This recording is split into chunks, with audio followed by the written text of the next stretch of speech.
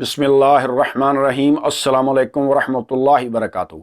ख़वातीनो हज़रात, हमने अंग्रेज़ों से आज़ादी तो हासिल कर ली, लेकिन मजमूई तौर पर हमारे पाकिस्तानी माशरे की हालत देखें, हमारे सियासतदानों के फ़ैसले देखें और हमारी कौम के इक़दामात देखें तो ऐसा महसूस होता है कि हम आज भी एक आज़ाद मुल्क में ग़ुलामाना ज़हनीत के साथ ज़िंदगी बसर कर रहे हैं।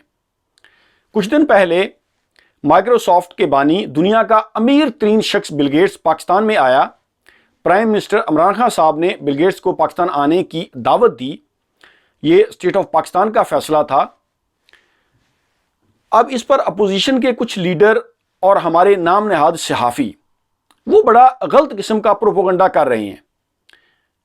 हमारे कुछ लीडर कह रहे हैं कि इमरान खान साहब ने बिल गेट्स को ठीक तरीके से बैठाया नहीं, तकब्बर किया। यह बात तहजीबी है।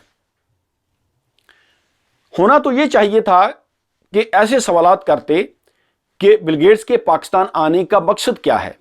क्या वो कोई पाकिस्तान में इन्वेस्टमेंट लेकर आया है? क्या वो पाकिस्तान में कोई चैरिटी का काम करना चाहता है? क्योंकि बिल गेट्स जो है ये पूरी दुनिया में चैरिटी के काम करता है।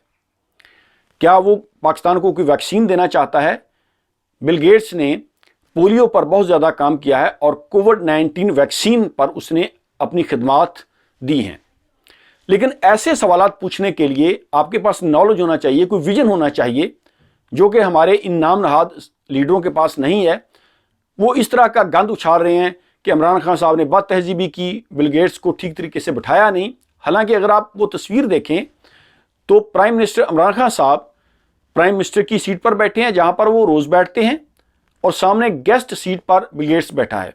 अब क्या इमरान खान साहब बिल गेट्स को अपनी गोद में बिठा लेते? क्या अपने हाथ से रसगुल्ला उसके मुंह में डालते? क्या गरम गरम जलेबियां दूध में डालकर उसको खिलाते?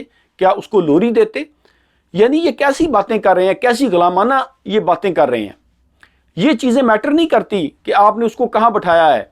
वो दुनिया का अमीर तरीन शख्स है, उसका एक एक मिनट बहुत कीमती है। बिल गेट्स ऐसा शख्स है कि लोग महीनों नहीं बल्कि कई साल के बाद लोग उससे अपॉइंटमेंट लेने में कामयाब होते हैं, फिर वो जाकर किसी से मुलाकात करता है। अब वो शख्स चलकर पाकिस्तान में आया है।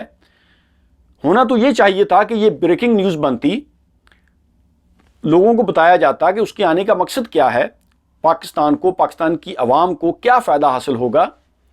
ऐसे सवालात नहीं, बस झूठा प्रोपोगंडा और इस तरह की चीज़ों में इन लीडरों ने उलझा रखा है। पिछले 40 सालों में जो पाकिस्तानी नाम नहाद सियासतदानों ने पाकिस्तान में गंद खिला रहा है, जो करप्शन की है, आपको क्या मालूम है कि दुनिया को नहीं ये पता?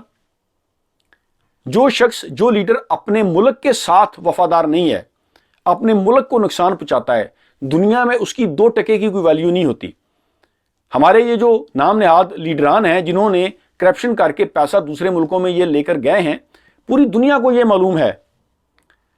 ये चीज़ें मैटर नहीं करती कि आपने वो आकर, अगर प्राइम मिनिस्टर इमरान खान साहब उसको अपनी सीट पर बिठा देते और उसके सामने हाथ बांधकर खड़े हो जाते या उस जैसा लिबास पहन लेते तो उससे फिर पाकिस्तान की इज्जत होनी थी। नहीं, पाकिस्तान की इज्जत होनी है जब हम काम करेंगे, जब हम अपने मुल्क की आवाम की फलाह बहबूद के लिए सोचेंगे।